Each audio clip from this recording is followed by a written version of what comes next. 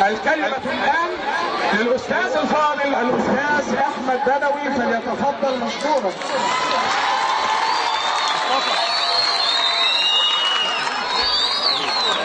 بسم الله الرحمن الرحيم. الحمد لله رب العالمين، والصلاة والسلام على أشرف خلق سيدنا محمد صلى الله عليه وسلم، معلم البشرية الأول وهديها من الظلمات إلى النور. بشكر الدعوة الكريمة، وانا النهارده بهني الاستاذ احمد السداوي، بقول له دي بدايه الشباب مش المعاش، يعني ربنا يديله الصحه وطولة العمر. الحقيقه كان نسمع عنه كل خير، له انجازات كبيره وكثيره في الحقل التعليمي. وايضا بهني مدرسه برشوم على حفلها اليوم بختام الانشطه.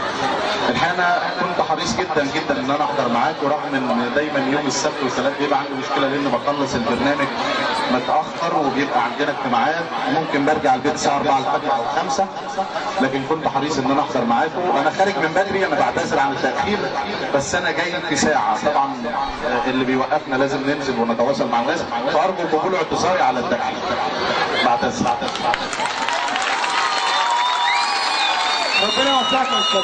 طبعا بشكر ايضا اداره اهل التعليميه على دورها الفعال، واللي ان شاء الله تكون افضل اداره على مستوى محافظه قلبيه او مديريه التربيه والتعليم، بل افضل اداره على مستوى الجمهوريه، نظرا لما شاهدنا خلال الفترات السابقه او الايام السابقه من انشطه ومن انجازات من التلاميذ والطلبه والطالبات نفسهم. يعني طبعا قريه برشوم، ولا اجامل عندما اقول هذا الكلام، فعلا قريه برشوم واهل برشوم انا بعتبرهم اهلي، وبرشوم لها معزه خاصه في قلبي، بعيدا عن الانتخابات وبعيدا عن اي شيء، لان ده مش دايم. اللي بتدوم هي العلاقات الطيبه، والدليل ان احنا متواجدين مع اهلنا في برشوم منذ سنوات، وستتماسك علاقه ان شاء الله باذن الله.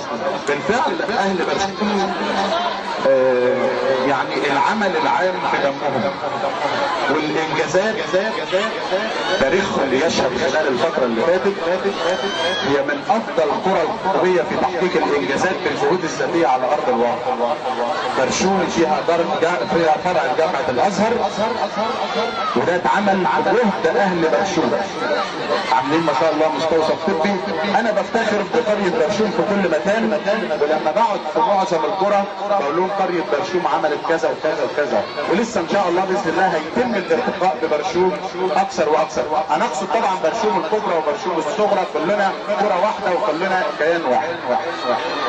طبعا ده مش مجال ان انا اتحدث فيه اللي هيتم في المرحله اللي جايه، ولكن انا قلت في البدايه وبكرر تاني ان برشوم اهلي ولهم معزه خاصه في قلبي، فان شاء الله باذن الله هيكون التواصل معاكم موجود خلال الفتره اللي جايه، وندعو الله سبحانه وتعالى ان ربنا يوفقنا ويوفقكم ونقدر نرتقي في المرحله اللي جايه بقريه برشوم، وتحت امر حضراتكم في اي وقت. واشكركم شكرا جزيلا. واجب الشكر والتقدير للاستاذ النائب الاستاذ احمد بدوي.